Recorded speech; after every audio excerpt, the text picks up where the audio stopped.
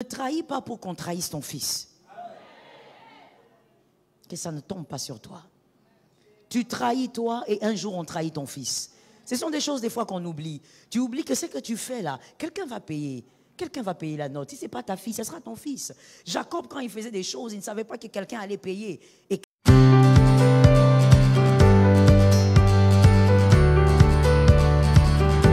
moi, tu vas m'aider à dire à 3 personnes, hein? Ça ne changera pas. Celui que je vais garder. Dis à 3 personnes, ça ne changera pas. Celui que je vais garder. Quoi qu'il arrive, je reste avec lui. Quoi qu'il arrive, je reste là. Oh, que ça marche ou marche pas, moi je reste là. Je suis d'accord avec toi. Mets-toi sous la grâce. Oh, cette onction nous amène à naviguer dans la grâce. Ah, mon Dieu. Que Jésus nous aide à grandir avec lui. Qu'on entre dans la dimension où on suit la mouvance du Saint-Esprit. On sort même du culte simplement dans l'adoration. Parce que nous sentons l'amour de toute une vie parler. Est-ce que quelqu'un m'entend bien? Ah, n'est-ce pas qu'il y a des fois, quand tu reçois ton ami ou tu reçois quelqu'un que tu aimes, tu as simplement besoin de l'écouter parler. N'est-ce pas? Il peut aussi arriver que lui, le Saint-Esprit, il y ait des moments où il a simplement envie de nous écouter adorer. Il n'a pas besoin de parler, il veut seulement nous écouter adorer. Que le Seigneur nous fasse grandir dans cette dimension. Les batailles de cette semaine sont vaincues. Je relève les défis de la semaine par l'onction que je reçois ce soir. Au nom de Jésus-Christ. Amen. Nous parlons de l'autel de Caïn. Et selon Galates 5, 22, nous étions en train de parler du fruit de l'esprit, en disant que ce sont des choses importantes qui nous permettaient aussi d'accéder à des faveurs auprès du Seigneur, auprès aussi des hommes. Et nous étions au 7e point en parlant de la fidélité, de la loyauté. Sois loyal envers ton église, sois loyal envers ton pays, sois loyal envers ta famille, sois loyal envers ton frère, ta sœur. Et sois loyal aussi envers toi-même. La loyauté envers soi-même, elle est aussi importante. Des fois, on oublie ça, mais c'est important. Quand tu es capable d'être loyal envers toi-même, tu le seras envers ton frère. Je dis à quelqu'un, la traîtrise ne paye pas. Par contre, la traîtrise va te donner la monnaie de ta pièce. C'est-à-dire qu'un jour, tu vas goûter combien c'est amer la traîtrise. J'aimerais préciser ici, être traître n'est pas seulement le fait d'aller critiquer ou le fait d'aller faire du mal à quelqu'un ou encore le fait d'aller dire des choses méchantes sur une personne. Mais la traîtrise, c'est aussi l'incapacité de rester droit dans ce qu'on a décidé de faire. Reste droit dans ce que tu décides de faire. Quand tu décides de servir le Seigneur du lundi au vendredi, reste droit. Reste dans la loyauté. Envers le Seigneur, envers ton pays, quand tu travailles quelque part, ne sois pas corrompu, reste droit.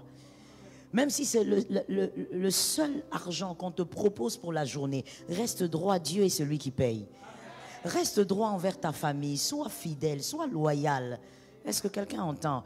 Moi, je me dis même, celui qui trahit sa famille, c'est-à-dire ses frères, sœurs biologiques, tu es dangereux, tu trahiras tout le monde. Tu ne peux pas prétendre trahir tes frères biologiques et être loyal envers les hommes, envers les autres. Ce n'est pas possible. Sois loyal. Celui qui trahit sera trahi. Et je refuse encore que quelque chose tombe sur toi. Qu'est-ce que je refuse? Ne trahis pas pour qu'on trahisse ton fils. Que ça ne tombe pas sur toi. Tu trahis toi et un jour on trahit ton fils. Ce sont des choses des fois qu'on oublie. Tu oublies que ce que tu fais là, quelqu'un va payer. Quelqu'un va payer la note. Si ce n'est pas ta fille, ce sera ton fils. Jacob, quand il faisait des choses, il ne savait pas que quelqu'un allait payer. Et quelqu'un a payé. Mais pas une seule personne, plusieurs ont eu à payer. Même Dina a payé pour les choses que son papa avait créées. Je dis à quelqu'un, sois loyal. Voilà pourquoi je donne un conseil gratuit avant de passer. Avant de dire à une personne que moi je serai avec toi, je te servirai. Ou encore, moi je serai ton ami. Mon frère, réfléchis. Ne t'attache pas à quelqu'un si tu comptes te détacher. Je reprends. Ne t'attache pas à une personne si tu comptes te détacher. Parce qu'il y a certains détachements qui sont pires qu'une séparation. Fais attention. Il y a certaines personnes, tu deviens déloyal envers eux. Bien aimé, vaut mieux n'avoir jamais connu ces personnes. Parce que tu t'es créé des problèmes dans la vie. Est-ce que quelqu'un m'entend bien? Il y a par exemple des gens sur qui le Seigneur avait dit dans un secret bien caché, Dieu avait dit à peut-être son père, son grand-père, il a dit, celui qui te combattra me combattra. Toi tu ne sais pas, peut-être que toi tu es ami à son petit-fils, mais il a été dit sur son grand-père que celui qui combattra la lignée combattra Dieu. Toi tu vas être ami avec un garçon comme ça, et un jour tu le trahis, tu as trahi celui qu'on ne trahit pas. Tu vas avoir l'impression que tu as trahi, l'histoire est terminée, ta vie continue, mais tu as introduit des choses graves dans ta lignée. Que quelqu'un lève sa main droite et dise, Seigneur, pardonne-moi et délivre-moi du mal. Reste fidèle, reste loyal. La loyauté s'apprend. Est-ce que quelqu'un m'entend bien? La loyauté s'apprend. Certaines choses ne sont pas négociables. Lorsque tu es attaché à ton père biologique, ce n'est pas négociable. Quelqu'un d'autre ne peut pas venir te détacher de cette source. C'est une malédiction. Quelqu'un m'entend bien? Quelqu'un ne peut pas venir te dire que ton père biologique, il est ceci, il est cela. Peu importe ce qu'il est, c'est ton père. Cet amen n'est pas normal.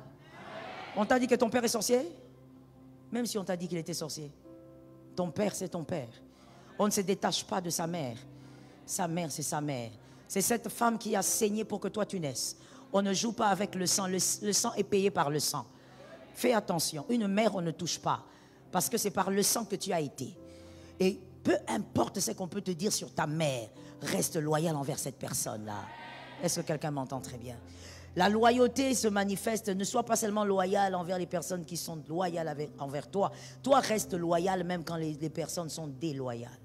Est-ce que quelqu'un m'entend? Même quand quelqu'un te trahit, toi, reste loyal envers la personne. Parce que ça finira par te payer. Ça payera ta génération. Il y avait le 8e aussi qui parlait de la douceur. La douceur. Mon frère, ma soeur, la brutalité t'éloignera de certaines portes délicates. La brutalité, quand on parle de la brutalité, on n'est pas que dans la brutalité physique, même dans la brutalité verbale. Ça va t'éloigner de certaines portes délicates. Apprends la douceur. C'est vrai que dans la plupart des familles africaines, la douceur est une denrée rare. C'est-à-dire qu'on a grandi dans la brutalité, on est né dans la brutalité. Déjà, quand tu naissais, l'infirmière t'avait tapé. Vrai ou faux? Excuse-moi, Madame Lucie, mais c'est vrai. Vous tapez les gens, tapez les bébés d'autrui et on ne sait même pas pourquoi vous les tapez. On tape les bébés d'autrui, ou le bébé ne pleure pas. Mais maman, si le bébé là respire, il y a le battement de cœur. Vous voyez que le bébé là, il a les yeux ouverts. Laissez mon bébé tranquille. Mais vous voyez ces infirmières là venir taper les bébés. Le bébé doit pleurer, le bébé doit pleurer. Donc vous naissez déjà dans la brutalité. Dès que vous naissez, on vous donne des coups. Nous grandissons dans la brutalité, pour la plupart en tout cas des familles africaines. On a commencé à te battre. La première fois que tu as eu une vraie gifle, c'était à quel âge? Toi-même tu sais. Il y a même des gens qui ne s'en rappellent plus, tellement que tu étais tout petit. Dans la brutalité. Et finalement la douceur, c'est difficile. Des fois, elle est étrangère à nous. Mais écoute, la douceur t'ouvrira des portes. J'ai dit pas seulement physique. Je commence d'abord par la douceur verbale. Apprends à parler avec douceur. Est-ce que quelqu'un m'entend? Apprends à parler avec douceur. C'est-à-dire, comme on l'a dit dernièrement, arrête de parler pour blesser. Parle avec douceur. Est-ce que quelqu'un m'entend? Celui qui sait parler avec douceur, c'est celui qui n'est pas aussi pressé à parler. Tu attends le bon moment pour exprimer ce que tu as à dire. Au fait, est-ce qu'on peut se comprendre ce soir plutôt? Est-ce qu'on peut se comprendre? Regardons-nous s'il vous plaît, comprenons-nous. Lorsqu'on dit parler à quelqu'un, au fait, ça veut dire quoi? Ça veut dire avoir la capacité de se faire comprendre. Bon, si toi, quand tu veux parler, tu sais que tu ne seras pas compris, pourquoi tu parles? Tout doit commencer par là. Voilà pourquoi il faut faire travailler les neurones. Parler, c'est la communication. Je veux communiquer, je veux me faire comprendre. Mais si tu sais que ton interlocuteur n'est pas prêt à te comprendre, pourquoi tu parles? Tu vas constater que lorsque tu parles, tout en sachant que celui qui est en face de toi n'est pas prêt à te comprendre, tu vas parler avec brutalité. Parce que tu vas te forcer de te faire comprendre. Et donc, tu vas entrer dans la brutalité. Même les choses que tu ne devais pas dire, tu vas les sortir. Je dis à quelqu'un, apprenons à parler avec douceur. Travaillons sur nous-mêmes. Est-ce qu'on peut dire travaillons sur nous-mêmes? Travaillons sur nous-mêmes. Apprends à connaître tes limites. Apprends à reconnaître tes limites. Que toi, tu te limites là. À ce niveau-là, tu es très mauvais. Alors, tu dois travailler dessus. La douceur ouvre les portes. Rappelez-vous que Rebecca a eu un mariage par sa douceur. Et elle n'a pas seulement eu un mariage, parce qu'il ne faut pas seulement se marier, mais il faut entrer dans un mariage qui vous propulse. Rebecca est entrée dans un mariage qui a permis qu'elle soit dans une lignée des vaillants. Donc je veux dire à quelqu'un, cela est arrivé par la douceur. Il y a un monsieur qu'elle ne connaissait ni d'Adam ni d'Ève qui est venu lui disant, est-ce que tu peux nourrir mes bêtes? Il dit, il n'y a pas de problème. Je donne les eaux aux bêtes, je vous en donne aussi. Elle a été douce, elle a été donc une personne qui a impressionné le cœur d'Éliézer. Il y a des portes que tu recherches qui demandent la douceur, surtout la douceur verbale. Tu pries, tu dis, Seigneur, amène-moi devant les grands, amène-moi, fais-moi asseoir avec les autorités. Toi, avec les autorités, on va te chasser. Tu ne vas pas faire 2 jours. Parce que tu ne vas même pas supporter la manière dont on va s'adresser à toi. Et toi, tu vas réagir dans toute ta brutalité. Mon frère, il y a des écailles qui doivent tomber. Est-ce que quelqu'un m'entend bien? J'aime beaucoup ça. Il y a des écailles qui doivent tomber. Oui, même après ton baptême, il y a des écailles qui doivent tomber. Yes. Est-ce que quelqu'un voit de quoi je parle? Comme avec Saül, avec Saul qui est devenu Paul. Ça doit tomber. Même après ton baptême, après ta conversion, les écailles doivent tomber. Il y a des choses au fait qui doivent te lâcher. Des choses que tu as aussi, des choses que tu as acquises de la maison de tes pères. Ça doit te quitter. Au fur et à mesure que tu avances avec Jésus, ça doit te quitter. La brutalité là, quand tu parles, déjà toi quand tu parles, tu dois absolument attraper quelqu'un, tu dois absolument parler avec les mains. On ne parle pas forcément avec les mains, parle avec ta bouche, on va entendre. Parle avec la bouche, on va. Toi quand tu parles, c'est 2, 3 mots, après le 4e. Chaussure, ou je ne sais pas quoi. Il faut absolument que tu utilises tes mains. Mon frère, ma soeur, apprends la douceur.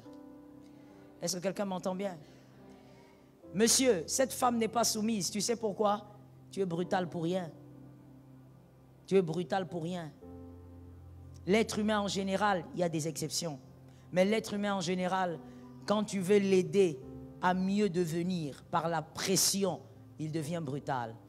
Il devient rebelle. Il devient comme un âne sauvage. L'être humain en général. Ça ne sert à rien, monsieur, de vous imposer dans votre foyer par la brutalité. Tu gueules sur ta femme, tu l'insultes, tu la diminues, tu lui rappelles tout le temps son passé, tu l'humilies, tout ça pour lui faire comprendre qu'elle ne t'écoute pas. Tu es en train de l'abîmer. La douceur va marcher plus que ce que tu utilises comme arme. Qu'un frère dise à son âme, j'ai compris. Qu'un autre frère dise, j'ai compris. Ça ne sert à rien d'être brutal. Élevez les filles, là je parle aux hommes, élevez vos filles dans la brutalité, ça sera des femmes arrogantes. Ça sera des femmes impolies. Ça sera des femmes insoumises. Parce que vous, père, vous êtes brutal. Vous allez élever des filles qui seront insupportables. À la maison, vous aurez l'impression qu'elles vous écoutent. Mais oui, vous êtes le père. Mais lorsqu'elle va rencontrer son homme, l'homme va commencer à faire des rapports que vous n'allez pas réaliser. Est-ce que ça n'est jamais arrivé dans une famille, ça? Est-ce que tu n'as jamais entendu parler? Tu entends parler un homme qui fait des rapports sur sa femme, qui dit voilà, c'est que ma femme est à la maison, mais la famille ne reconnaît pas cette attitude-là. La famille est étonnée. Oui, vous ne la connaissez pas. Devant vous, elle est obéissante selon l'éducation. Mais vous avez introduit au fait en elle des éléments de destruction par la brutalité. Et quand vous parlez d'elle, la famille est étonnée. Non, non, non, ça ce n'est pas Niclette. Oui, c'est Niclette. Parce qu'elle a grandi dans la brutalité. Est-ce que quelqu'un m'entend? Un homme qui grandit dans la brutalité va battre sa femme, en dehors des exceptions. Et certains d'ailleurs ne vont pas aller jusqu'à battre, mais vous aurez la fameuse brutalité dont je parle, la brutalité verbale. Toi, tu n'as jamais giflé ta femme, mais si on étale les genres de phrases que tu dis à ta femme, c'est plus que des coups. Tu dis des choses tellement méchantes. Est-ce que quelqu'un m'entend bien? Que Jésus nous délivre de la brutalité. Recevez la douceur au nom de Jésus. Même si ta mère, ton père était brutal, reçois la douceur par l'onction. Que l'onction t'aide, qu'il t'introduise dans l'école de la douceur. Toi-même, quand tu sens que tu as envie de parler, tu te calmes. Tu dis, je me calme, je me calme. Ne fais pas ça. Tu parles calmement. Tu invoques le Seigneur pour qu'il t'aide. Parce que ta brutalité peut détruire ta descendance. Est-ce que quelqu'un m'entend bien? Que Jésus nous vienne en aide. La 9e chose, c'était dans votre Bible, la tempérance ou la maîtrise de soi pour certaines versions. La tempérance. Vous voyez qu'on a terminé, cet écrivain a très bien écrit, il a terminé par la tempérance. Il a fini par la tempérance, la maîtrise de soi. Comme pour dire, toutes ces choses, du 1er au 9e, gérer ça avec la maîtrise de soi. En d'autres termes, un équilibre. Soyez tempérés. La maîtrise de soi. N'exagérez en rien. Que tout soit modéré. Que votre plaisir soit modéré. Il y a des personnes, quand elles entrent en joie, toi-même tu te poses la question, qu'est-ce qui va se passer ici? C'est toujours en excès. Elle a une joie au point où elle peut enlever les habits. Une joie, donc vous ne la maîtrisez nulle part. Que tout soit modéré. Que tes loisirs soient modérés. Tu veux te détendre, tu veux un peu de loisir, modération dans tout ça. Tu ne vas pas entrer dans le loisir depuis que tu as commencé, comme je n'avais parlé, je ne sais plus quand. Tu as commencé 5 heures, 7 heures, 8 heures. Depuis 9 heures, toi tu es dans le loisir. Tu n'es que dans le loisir. Il est maintenant 20 heures, toi tu y es dans le loisir. Que tout soit modéré, ça va te détruire. Est-ce que quelqu'un m'entend? Que ta prière aussi soit modérée. Parce que si je n'en parle pas, tu vas croire que c'est dans la prière qu'il faut faire des excès. Tout doit être modéré. La tempérance. Tout doit être modéré. Même dans la prière. Tu vas prier, tu ne te laves pas. Mon frère, c'est quoi le problème? Qui t'a dit qu'il faut les odeurs, que le Saint-Esprit aime les mauvaises odeurs? Oh, Jesus have mercy. Qui t'a dit que le Saint-Esprit se plaît dans les mauvaises odeurs? Il se plaît dans les mauvaises haleines. Qui t'a dit ça? Hein? Tu as consulté qui? Tu t'enfermes, tu dis voilà, ça c'est une prière puissante. La prière puissante, c'est la prière qui associe ton cœur avec Dieu. Je reprends parce que quelqu'un dormait. La prière puissante est celle qui associe ton cœur avec Dieu. C'est ça la prière puissante. Aide-moi à dire ça à ton frère. Ton cœur avec Dieu. Si ton cœur est associé au cœur de Dieu, elle sera puissante cette prière. Mais toi, tu entres en prière, tu ne brosses pas tes dents, tu ne te laves pas, tu as fait 4 jours. Tu as le même calbar depuis le premier jour jusqu'à aujourd'hui. On parle ou on laisse? Même. Tous tes dessous sont les mêmes. Ça ne change pas. Mais seulement ça changeait quand même de couleur. Depuis que tu as porté. Tu dis je suis en prière. Et même quand tu parles, tu ne sors pas la voix. Parce que tu considères que c'est la voix pour le Saint-Esprit. Je suis en prière. Ah bon? Tu n'es pas en prière, tu es dans la saleté. Tout doit être modéré. Qui t'a dit que Dieu est dedans? Dieu n'aime pas la saleté, au fait. Tu as déjà lu quelque part. Si tu l'as lu, tu me donnes. Si tu ne peux pas me donner maintenant, tu m'envoies même un texto. Ou de Genèse à Apocalypse, trouvez-moi un verset qui parle du ciel dans la saleté.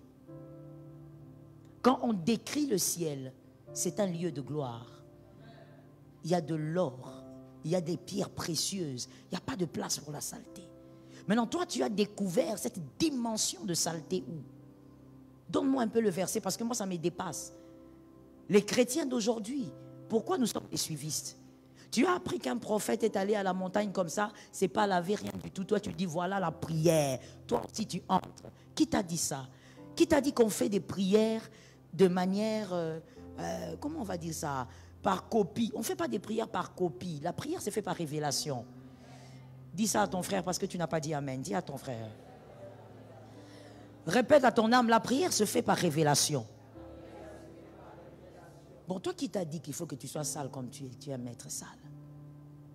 On vient ici, à l'église, à 8 heures, tu es tout sale. Et tu es content. Quand on te demande, pourquoi tu ne t'es pas encore lavé? J'ai prié, maman. Tu priais. Qu'est-ce que ça a à voir avec la prière? Que tout soit modéré.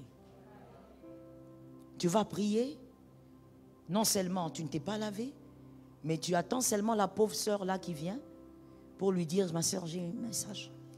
J'ai un message. Viens. Et puis comme toi tu viens de la prière, tu penses au... God have mercy. Tu penses au fait que tu es devenu supérieur parce que tu viens de la prière. Alors tu te tiens debout là, alors que tu n'as à peine que 23 ans, tu appelles la sœur là qui a 47 ans. Venez, venez, venez. Venez vite, j'ai une révélation. Et quand elle s'approche, au lieu même de te calmer, tu lèves ta main. Le Seigneur m'a montré. Je n'ai pas envie de dire la suite complète, la suite toi-même. Tu as des problèmes à plusieurs niveaux. Tu présentes beaucoup de choses à la fois. Non seulement c'est la forêt, mais ça sent aussi mauvais. Et tu es en train de parler de révélation. Tu parles de quel Dieu comme ça? Est-ce que quelqu'un m'entend très bien? Est-ce que je peux parler? Je parle ou je ne parle pas? Il y a quelqu'un qui va dire, mais maman, Jean-Baptiste. Ok, parlons de Jean-Baptiste. Parce que des fois, on aime parler des choses sans maîtriser ce qui est vraiment écrit. Parlons de Jean-Baptiste. Jean-Baptiste s'habillait en vêtements de peau, mangeait des sauterelles. Il vivait avec sa famille. Pourquoi tu ne me réponds pas? On prend Jean-Baptiste comme exemple, non? Comme toi, en fait, toi, tu prends Jean-Baptiste comme exemple de saleté, alors que lui n'a jamais été sale. Jean-Baptiste vivait avec ses frères. Il vivait avec sa maman. Il vivait dans les déserts. Va vivre dans les déserts. Si tu veux rester avec ce vêtement-là parce que tu pries, le même vêtement depuis que tu as commencé, va vivre dans les déserts. Cherche un désert au Congo, va chercher. Va trouver. Va dans votre village, peut-être dans votre village il y a les déserts. Entre là-bas. D'où viennent ces choses? Ça vient d'où? Tu dis non, j'ai vu dans la parole de Dieu, le peuple d'Israël, ils prenaient la cendre, ils se jetaient la cendre, et puis ils pleuraient dans le jeûne. Mais c'est culturel ça. Cet acte est culturel. Le fait de se jeter la cendre, le fait de déchirer les vêtements comme David quand il avait perdu son fils, il n'a pas été le seul. C'est culturel, c'est lié à la culture juive. Tu es juif? Qu'est-ce qu'il y a alors?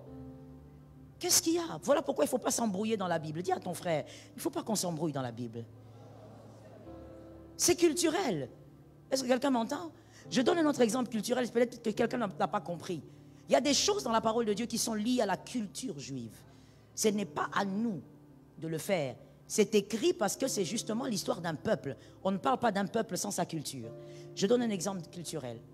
Au Nigeria, par exemple, quand une personne veut saluer un adulte, peu importe qui c'est, quand c'est quelqu'un de plus âgé, quand c'est un homme, le garçon se jette à terre et il s'élève. Ils le font tellement rapidement. Il dort à terre, la poitrine touche et il s'élève. Ils le font depuis qu'ils ont 3-4 ans. Ça, ce sont les hommes qui saluent comme ça.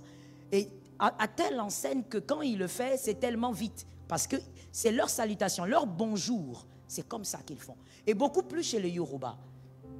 C'est comme ça qu'ils saluent, c'est culturel. Toi, tu vas aller au Nigeria, tu arrives dans une église, tu vois un pasteur entrer, par exemple, et puis son assistant, par exemple, s'incline comme ça et se lève. Toi, tu dis, ok, moi aussi, je veux faire ça ici. C'est leur manière de dire bonjour avec respect pour celui qui est honorable. C'est culturel. Ça n'a pas changé parce qu'ils sont chrétiens. Parce que c'est une manière de saluer avec respect qu'ils comptent garder et qu'ils ont gardé. Et que je trouve très bien. C'est leur culture. Donc, il ne faut pas prendre des choses culturelles et dire, regarde, c'est écrit dans Deutéronome, Lévitique. C'est culturel. Tu ne vas pas aller prendre la cendre, mettre sur toi, t'habiller en sac et t'enfermer. Quel sac d'abord tu vas porter? Les sacs de riz, des semoules. Soyez modérés même dans la prière. Quand tu veux prier, va brosser les dents, mon frère. Tu as terminé, va laver les aisselles. Nettoie-toi. Porte une chemise, porte un pantalon, porte une robe, ma soeur, ou un pantalon, va prier. Même toi-même, quand tu t'inclines pour prier, tu sens des bonnes odeurs. Mais toi-même, ton propre corps, mais quand tu t'inclines, tu te demandes, il y a un rat qui est mort ici ou bien? Il n'y a pas de rat qui est mort. Ton corps, ça fait 4 jours, tu ne t'es pas lavé. Soyez modérés. Est-ce que quelqu'un m'entend? Soyez. Lorsque même tu entres dans le jeûne, c'est la même chose. Ne jeûne pas d'une certaine manière parce que quelqu'un l'a fait. J'ai dit, on prie par révélation. Le jeûne que le Seigneur t'a demandé de faire, fais-le comme le Seigneur t'a demandé. Le Saint-Esprit maîtrise corps, âme et esprit. C'est-à-dire, le Saint-Esprit maîtrise même tes poumons, ton estomac, tes intestins. Il maîtrise tout ça. Quand il te dit, entre en jeûne pendant 3 jours, il sait que si tu dis 7, tu vas mourir. Fais 3. Quelqu'un m'entend? Toi, on te dit, entre en jeûne pendant 3 jours, tu dis, oh oui, j'entre en jeûne, mais j'entends là-bas, Lucien est en train de jeûner aussi. Hein? Et tu demandes, Lucien, ça fait combien de jours? Ah, je suis au 6e jour. Ah bon? Tu jeûnes comment? Non, je jeûne à sec. Oh là là, gloire à Dieu. Moi aussi, je pars. Je dois y arriver. Ma soeur, que ce soit par révélation, si le Saint-Esprit ne te pousse pas, tu vas t'évanouir ici. Je me rappelle à une période, j'avais demandé les ouvriers ici de jeûner. Vous riez, hein? Vous vous rappelez? J'ai demandé aux ouvriers de jeûner. J'ai eu des appels à partir de la maison. Maman telle s'est évanouie. Maman telle n'arrive plus à marcher. Maman telle l'autre souffre d'indigestion. Mais nous sommes en jeûne. C'est-à-dire, tout le monde n'a pas la capacité de donner comme tout le monde. Certains sont capables de jeûner pendant 7 jours à sec et ça passe. Un autre, le 4e jour, venez toquer, vous allez le sortir avec de l'eau. Est-ce que quelqu'un m'entend? Le Saint-Esprit maîtrise corps, âme, esprit. Je me rappelle une fois, je devais entrer en prière. Le Seigneur m'avait demandé d'entrer en prière. Je suis entré en prière, mais en même temps, j'avais un travail. Pendant 7 jours, je suis allé quelque part dans une, disons, c'est quoi? Ce sont des appartements et l'une de mes filles s'en occupait, donc elle m'a arrangé un appartement. J'étais allé m'enfermer là. Et quand je suis allé m'enfermer, je devais travailler pendant 7 jours. Non, pendant 6 jours. Je suis entré le dimanche nuit pour faire 7. Pendant que je priais, je ne sais plus le quantième jour, peut-être le 2e, parce que j'étais en jeûne à sec. Pendant que je priais, je crois le 2e ou le 3e, le Seigneur me dit, il me dit quoi? Il me dit, bois de l'eau. J'entends le Saint-Esprit me dire, bois de l'eau. J'ai dit, arrière de moi. Ça, c'est qui ça? Ça, c'est qui? Ils viennent d'où? Moi, j'ai pris. J'ai déjà fait le vœu. Comment je peux entendre? Oh Seigneur, j'ai fait entrer, j'ai laissé une porte ici ouverte ou bien. Il faut que je ferme toutes les portes spirituelles. Ma soeur, je me suis levée, j'ai commencé à noter Jésus. Toutes les portes, je les ferme. Portes des pensées, portes. J'ai cité toutes les portes. J'en ai même ajouté d'autres. Au 5e jour, j'ai constaté quelque chose. Allez imaginer donc, je venais prier, mais j'allais travailler, je rentrais. Alors j'ai constaté, je crois au 5e jour, que je ne dormais pas. Je ne dormais pas, pas du tout. Je ne dormais pas. Le sommeil ne venait pas. Mais le corps était très fatigué. J'ai dit, mais ça c'est quoi? J'ai dit, non, non, non. Esprit de résistance. Je te chasse. Je vous dis, je crois que c'était en 2000. En 2000. On est en 2022. Je ne sais même plus, c'était quand? Je ne sais plus. Peut-être il y a 2 ans, je ne sais plus. En tout cas, il n'y a pas trop longtemps. J'ai chassé tous les esprits. D'autres même, je suis sûr qu'ils se sont étonnés. Je leur ai donné les noms. Eux-mêmes, ils étaient étonnés. Hé, ça existe. Oui, ça existe, je vous chasse. J'ai chassé, j'ai dit, je dois dormir, je dois quand même... Parce que le corps est fatigué. Le corps est vraiment fatigué. 6e jour, le corps ne tient pas. Mais je devais travailler. J'ai prié, j'ai dit, Seigneur, soutiens-moi. Je dois aller travailler. Je suis allé, j'ai travaillé, je suis rentré. Mais je ne dormais pas. À un moment donné, que quelqu'un dise à son frère, écoute ce que le Saint-Esprit va faire. Alors, mon téléphone sonne.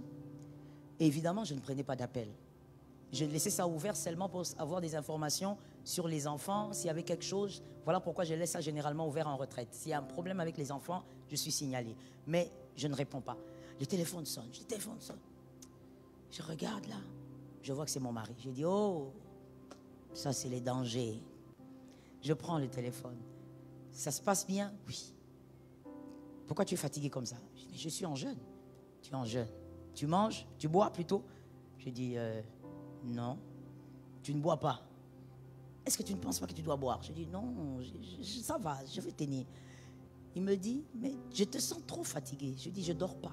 Il dit, pourquoi tu ne dors pas? Tu jeûnes aussi le sommeil. Je dis, non, non, non. Le sommeil ne vient pas. Il me dit, oh, mais est-ce que tu sais pourquoi ton sommeil ne vient pas? Je dis, mais c'est ça, ce sont des combats. Je ne vous parle pas du voisin, hein, je parle de moi. Je dis, ce sont des combats, chérie, je t'ai dit, je suis menacée. Prie, toi aussi, là-bas, on voit le feu. Il m'a dit, ce ne sont pas des combats. Ce ne sont pas de combats. Lorsque tu fais longtemps sans boire, ça te coupe le sommeil. J'ai dit, non, come on, what is that? Il me dit, mais vérifie alors, vérifie toi-même.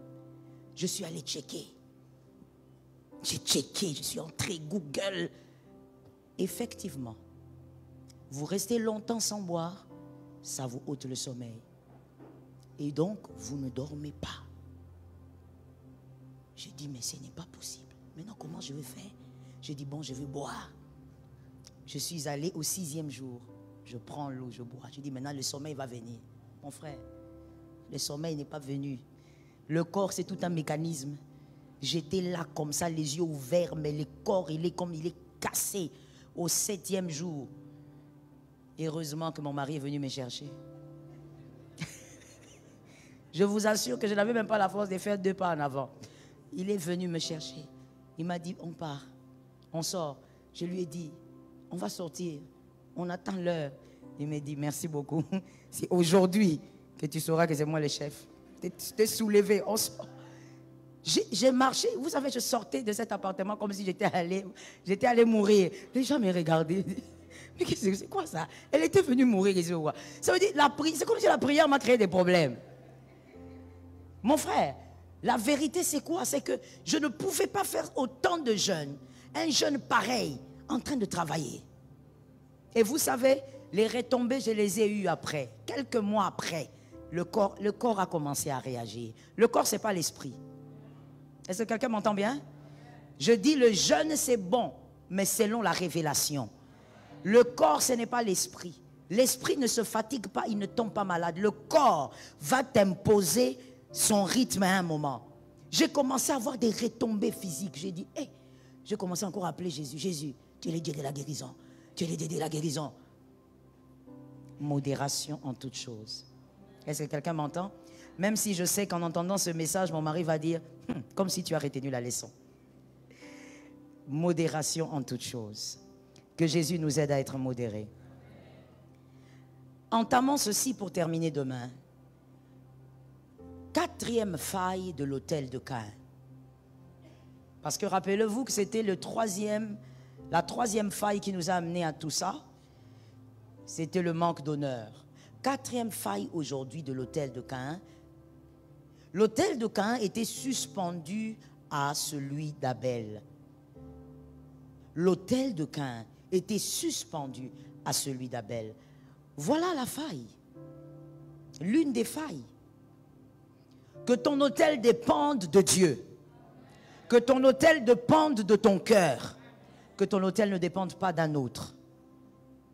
Au lieu de chercher à comprendre pourquoi Dieu n'avait pas agréé son autel, Abel s'est focalisé sur l'autel de son frère. Est-ce que quelqu'un m'entend? Au lieu que Caïn se pose la question, mais pourquoi tu n'as pas agréé? J'ai fait des efforts, j'ai donné, j'ai travaillé. Non, Caïn, lui, il s'est focalisé sur l'autel de son frère. Dis à un voisin que ton autel ne soit pas suspendu à celui d'un autre. Genèse 4, 5. On va voir ça clairement. Genèse 4, 5. Mais il ne porta pas un regard favorable sur Caïn et sur son offrande. Caïn fut très irrité et son visage fut abattu. Comprenez bien la phrase. Caïn fut irrité, son visage fut abattu. Après quel moment? Merci. Lorsqu'il a regardé l'autel de son frère. La Bible dit Dieu n'avait pas agréé Caïn ni son offrande. Mais jusque-là, tout va bien. Mais Caïn a regardé l'autel de son frère, il a vu que Dieu avait agréé là-bas. Le problème avait commencé. Que Dieu te délivre du mal. Écoute, écoute, écoute bien s'il te plaît. Lorsque vous élevez votre autel, n'ayez pas les yeux sur l'autel d'un autre. J'ai aimé cet amen. Écrivez avec moi. Caïn fut irrité. C'est la première chose. Caïn fut irrité. Deuxième chose, son visage fut abattu. On souligne les deux choses. Caïn fut irrité et son visage fut abattu. Il était mécontent de voir l'autre être visité alors que lui n'était pas. Si on doit résumer ce quatrième point, c'est juste ça. Il était fâché de voir la visitation d'un autre alors que lui, il attendait encore. Alors que lui n'était pas visité. C'est la mauvaise attitude. J'aimerais entendre quelqu'un me dire c'est la mauvaise attitude. Que quelqu'un d'autre me dise c'est la mauvaise attitude. Écoutons, écrivez avec moi, soyez un peu rapide. Il faut chercher à comprendre pourquoi Dieu n'a pas été favorable à votre autel. Et non chercher à comprendre pourquoi Dieu a agréé l'autel de l'autre. Efforcez-vous de comprendre pourquoi Dieu n'a pas agréé votre autel. Pourquoi il n'a pas été favorable à votre autel. Au lieu de chercher à comprendre pourquoi il a été favorable à l'autel de l'autre. Est-ce qu'on peut évoluer? On peut évoluer? Quelques minutes encore, je vous laisse. Cherchez à comprendre pourquoi Dieu n'a pas agréé votre autel. Ne cherchez pas à savoir pourquoi il a agréé l'autel de votre frère. Focalisez-vous sur votre autel. Maintenant, on peut avancer. Écrivons ensemble. Les mauvaises questions produisent des mauvaises réponses. N'est-ce pas? Les mauvaises questions produisent les mauvaises réponses. Les mauvaises attitudes produisent des mauvaises actions. Les mauvaises attitudes produisent des mauvaises actions. Je reprends pour la dernière fois. Les mauvaises attitudes produisent des mauvaises actions. Et la suite, les mauvaises attitudes, elles proviennent des mauvaises conclusions. Les mauvaises attitudes proviennent des mauvaises conclusions. On a commencé par la mauvaise question. La mauvaise question produit une mauvaise réponse. La mauvaise attitude produit des mauvaises actions. Les mauvaises attitudes proviennent des mauvaises conclusions. Lorsque quelque chose vous arrive dans la vie, si tu es un peu en retard, tu vas compléter avec ce que ton frère a écrit. Lorsque quelque chose vous arrive dans la vie, attention à vos conclusions. Lorsqu'il y a un événement autour de votre vie, attention à vos conclusions. Parce que vos conclusions vont produire, merci beaucoup, des attitudes. Suivez bien le schéma que je vous ai donné. Des attitudes. Vous ne saurez pas pourquoi la sœur, depuis un moment, quand elle vient à l'église, elle est devenue froide, elle ne parle à personne. Mais vous savez pourquoi elle est devenue comme ça? À cause? Non. Merci, pasteur. À cause des conclusions. Les mauvaises conclusions. Ça veut dire, elle s'est mise, elle a réfléchi, elle a conclu. Ah, donc moi, dans cette église-là, on ne me respecte pas. Alors à partir d'aujourd'hui, je deviens froide. Les mauvaises attitudes émanent des mauvaises, oui, les mauvaises attitudes émanent des mauvaises conclusions. Alors attention aux conclusions que vous faites dans vos vies. Face à ton frère, avec les problèmes que vous avez, ne soyez pas pressés de conclure. Non, il a fait ça à cause de ça. Mon frère, tu peux te tromper. J'ai parlé, mais je n'ai pas entendu. J'ai parlé, mais je n'ai pas entendu. Je dis, mon frère, ma soeur, tu peux te tromper. L'erreur est humaine. Tu peux te tromper. Il ne faut pas dire, non, je la connais, moi je vous dis, je la connais. Tu peux te tromper. Même un père peut se tromper sur son fils. Oui, n'est-ce pas? N'est-ce pas qu'Isaac s'est trompé sur ses fils? Il croyait que le béni c'était Ésaü, alors que Dieu avait choisi Jacob. Même un père peut se tromper. Arrête de dire, non, je la connais. Maman, si elle a fait ça, c'est parce qu'elle a dit ça. Non, tu peux te tromper. Quand tu vas dans des mauvaises conditions, des mauvaises conclusions, tu auras des attitudes qui vont t'amener à la perdition. Attention. Non, à partir d'aujourd'hui, moi et telle personne, c'est fini. Mon frère, peut-être que c'est l'homme de la destinée, il faut te calmer. Attention avec les mauvaises conclusions. Ne sois pas pressé. Et à chaque fois que tu veux décider, s'il te plaît, ça c'est un conseil, mûris un peu ta décision pendant des jours. J'ai entendu 2 amens. Où je prêche aux adultes, non? Je prêche aux adultes. Voilà. Mûris ta réflexion pendant des jours, ne sois pas pressé. Non, à partir d'aujourd'hui, moi je quitte ces départements. Calme-toi. Mûris. Mûris d'abord, mûris. Tu ne sais pas. Et moi, comme j'aime le dire, avant de décider, n'oublie pas qu'il y a 2 personnes qui attendent ta décision. Dieu et le diable. Qui aura raison? Oh oui, devant toute décision de ta vie, ne t'en fais pas. Les 2 attendent ta décision. Parce que ta décision va t'amener quelque part. Ta décision va forcément te mettre sur un couloir. Et le couloir là, qui va le contrôler? Dieu ou le diable? Après ta décision, demain, tu prendras des décisions aussi demain. Qui sera vainqueur dans tout ça? Dieu ou le diable? Est-ce qu'après tes décisions, le diable regarde Dieu en se moquant, en disant, tu vois, je savais, je l'ai manipulé, ça marchait. Est-ce que le diable se moque? Il ne faut jamais être pressé de conclure. Non, j'étais parti, j'ai vu le pasteur, mais ce jour-là, quand j'ai parlé à Daddy, il était un peu froid, c'est comme s'il ne voulait pas me recevoir. Hé! Comment tu es comme ça? Je voulais dire quelque chose en lingala, mais j'ai senti moi-même que j'allais commettre d'erreurs dans la phrase. Donc, vaut mieux n'est pas. Hein? Comment tu es comme ça? Ça veut dire que quelqu'un peut être froid pour plusieurs raisons.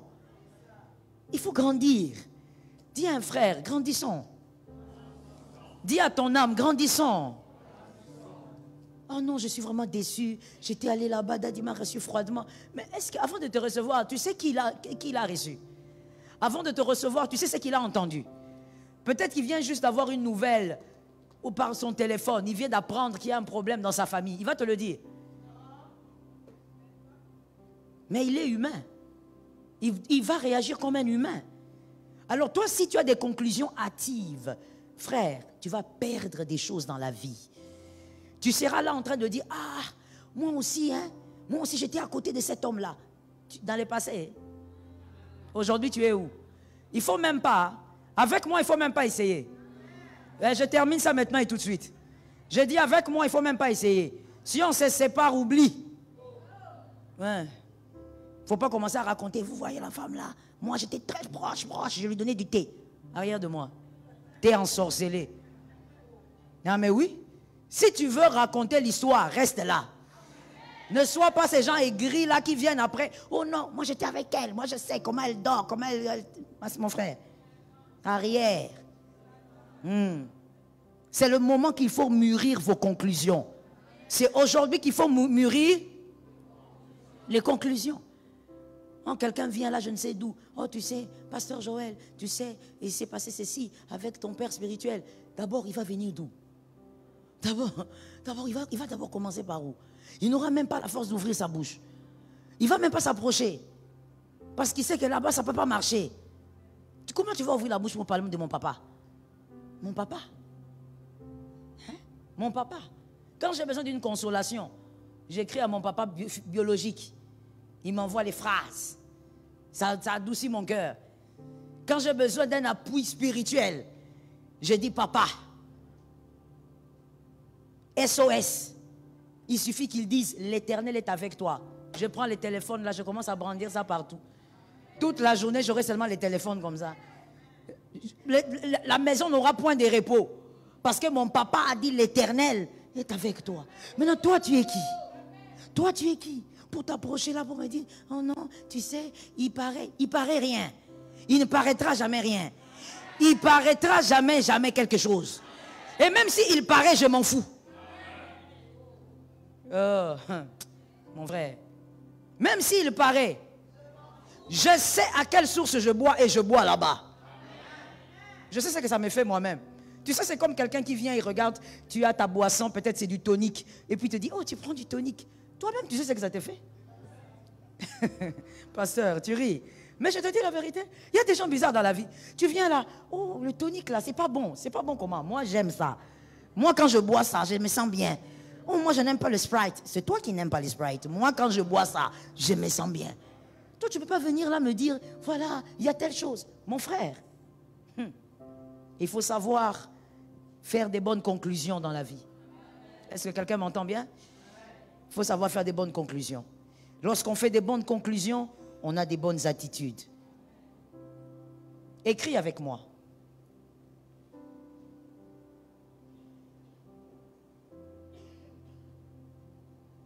Écris avec moi. Petit 1. Il était mécontent de voir qu'il avait fourni beaucoup d'efforts, comme l'autre, mais l'autre a été visité et pas lui. Caïn. Il était mécontent de voir qu'il avait fourni beaucoup d'efforts, comme Abel, mais Abel a été visité et pas lui.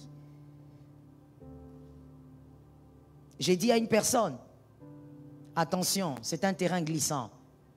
Je répète encore, c'est un terrain glissant. Je répète, c'est un terrain glissant.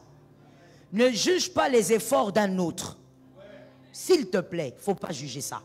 Il ne faut pas dire, j'ai travaillé plus que lui. Tu mesures ça comment? Tu mesures ce que tu vois, mais tout ce que tu vois n'est pas tout ce qu'il y a. Ne mesure pas. Non, dans cette église, moi je travaille plus que tout le monde. Comment tu mesures ça? Ne mesure pas ça. Parce que tout ce que tu vois n'est pas tout ce qu'il y a. Est-ce que quelqu'un m'entend bien? Attention. C'est pourquoi je disais tout à l'heure, c'est un terrain glissant. N'élève pas l'autel de Caïn. N'oublie pas, avec Dieu, ce n'est pas d'abord une question d'effort, mais c'est une question de cœur. Voilà pourquoi il est dit, vous allez me donner le verset avec rapidité, il est dit, comment on dit ça encore? L'obéissance vaut mieux que le sacrifice. Verset. Merci pasteur. 1 Samuel combien? Non. 15, oui, très bien. 15, 22. Vous voyez, c'est quelqu'un de l'écodim, monitrice de l'écodim. Si ce n'était pas l'écodim ici, elle n'allait pas donner les avantages. Que Dieu te bénisse. 1 Samuel 15, 22. L'obéissance vaut mieux que le sacrifice. Parce que pour Dieu, ce n'est pas d'abord l'effort qui va te payer, mais c'est ton cœur. Le cœur, l'état de ton cœur.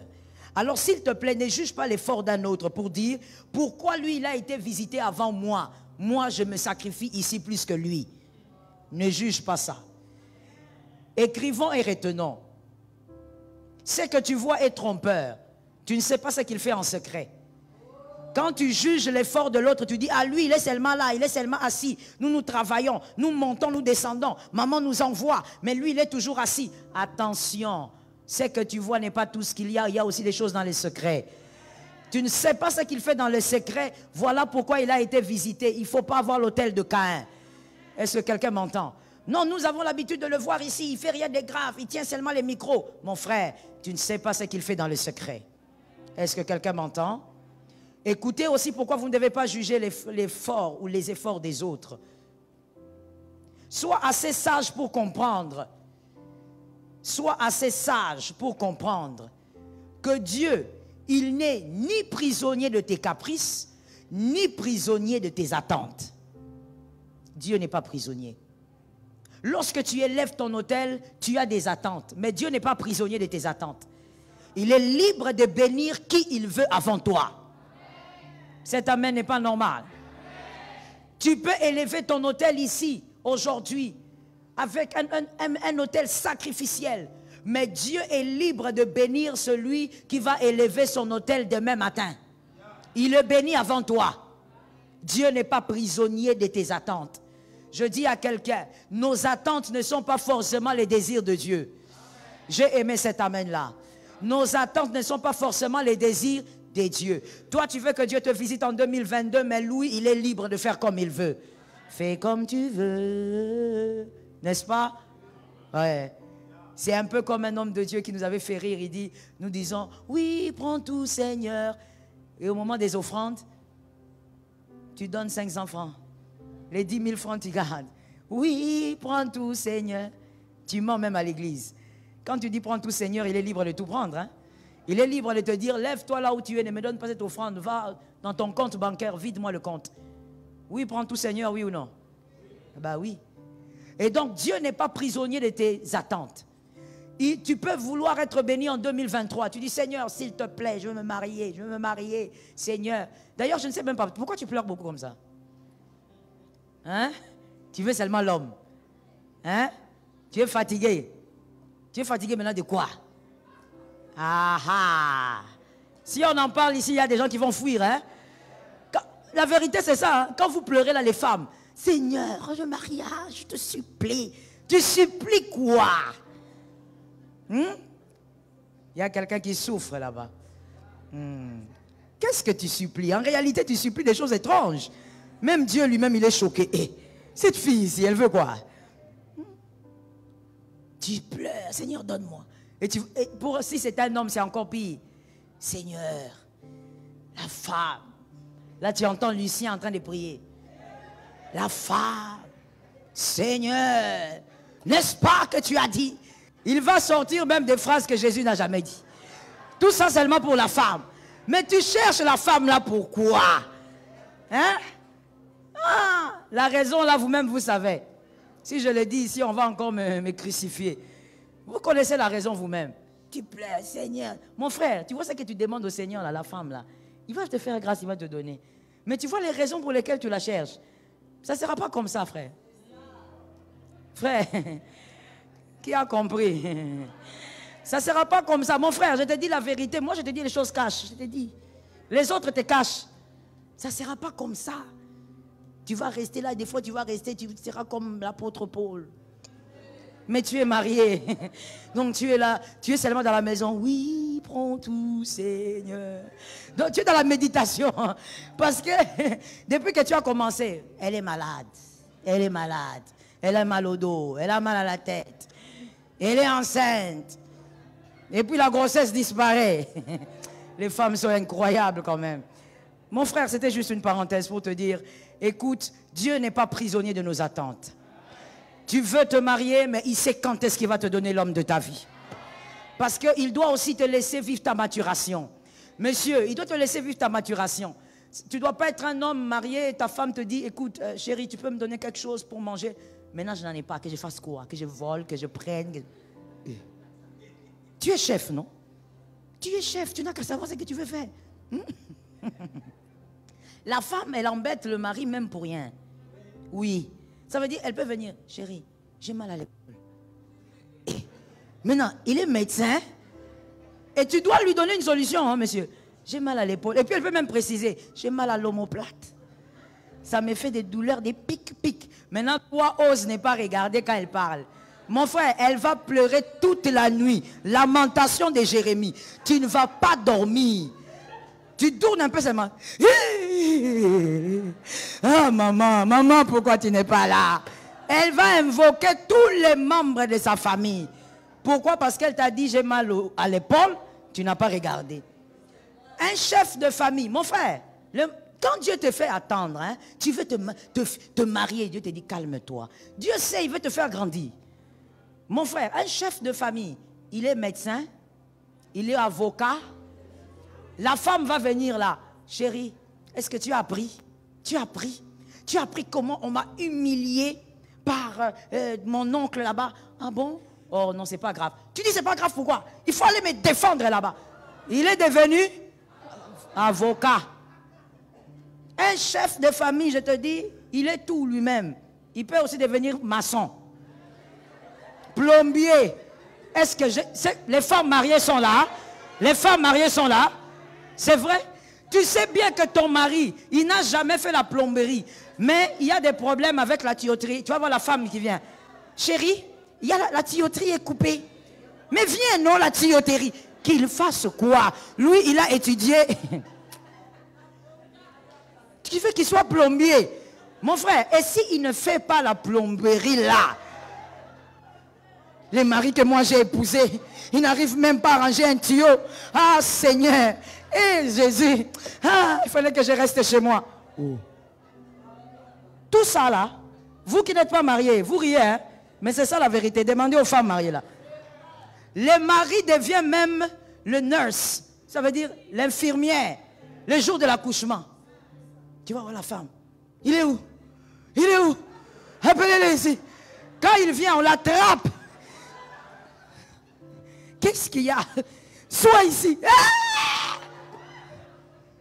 Qu'il devienne encore le nurse. Ça veut dire le chef de famille. Il est tout. Monsieur, quand Dieu te fait attendre, il te fait grandir un peu. Parce que dans le mariage, tu auras même des diplômes que tu n'as jamais eu dans toute ta vie. Que Jésus te donne la victoire. Je rentre en disant, et je termine par là, Dieu n'est pas prisonnier de nos caprices. Tu veux des choses, mais il est libre de bénir ton voisin avant toi. Il est libre de bénir un petit frère quelque part avant toi. Donne-moi un amen de quelqu'un. Écoute cet exemple, que ça te choque et que ça reste gravé dans ton esprit. Dans Genèse 17, 24 à 26. Genèse 17, 24 à 26. Dans Genèse 21, 5. Genèse 21, 5.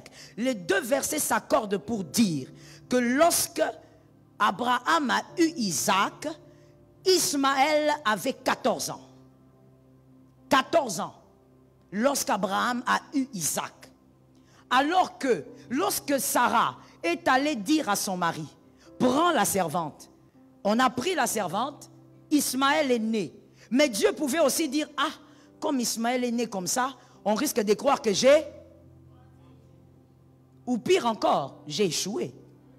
Mais Dieu n'est pas, oh mon Dieu, gloire à Jésus parce qu'il est Dieu. Jésus est imperturbable. Razakaya Rosa. Jésus est imperturbable. Il est sur le trône. Fais ce que tu veux. C'est que lui, il a dit, il va le faire selon l'agenda. Dis-moi, il va le faire selon l'agenda. C'est pourquoi j'étais souvent choqué en disant, Dieu ne va pas exaucer tes larmes qui coulent beaucoup là. Il va suivre son agenda. Dieu ne va pas exaucer tes caprices. Il va suivre son agenda. Ismaël est né. Dieu n'a pas dit, bon, je vais maintenant donner à Sarah. Sinon, on va croire que j'ai échoué. 1 année, 2 ans, 3 ans, 4 ans, 5 ans, 6 ans. Jésus est imperturbable. 7 ans, 8 ans, 9 ans. Jésus est imperturbable. Les hommes pouvaient dire, ah, Sarah avait raison, regarde comment l'enfant a grandi. Depuis que Dieu avait dit, la promesse n'est pas arrivée, Sarah avait raison. Même quand les hommes disaient, Sarah avait raison, Jésus est imperturbable. 12 ans, l'enfant ne vient toujours pas. 13 ans, l'enfant ne vient toujours pas. Toi qui penses que Dieu va agir parce qu'on te critique, sois délivré de cet évangile diabolique. Dieu n'agit pas parce qu'on te critique. Dieu va suivre son agenda. Jusqu'à 14 ans, Isaac est commencé maintenant à se former. Je prophétise au nom de Jésus, l'agenda de Dieu va s'accomplir. Le programme de Dieu va s'accomplir. Jésus n'est pas perturbé par ce qui arrive. Il n'est pas perturbé par les événements. Il n'est pas perturbé par les critiques des hommes. Il garde son agenda. Dis-moi à 5 personnes, il garde l'agenda. Parle bien à 5. Il garde son agenda. Il n'est pas perturbé. Il n'y a rien qui va bouger Dieu. Dis-moi, rien ne va bouger Dieu. Ah, parle-moi bien. Dis-moi, rien ne va bouger Dieu. Rien ne va secouer Dieu. Rien ne va secouer Dieu. Rien ne va agiter Jésus. Jésus est imperturbable. Acclame celui qui est imperturbable. Jésus. Jésus. Oh, les gens qui sont assis, vous attendez quoi?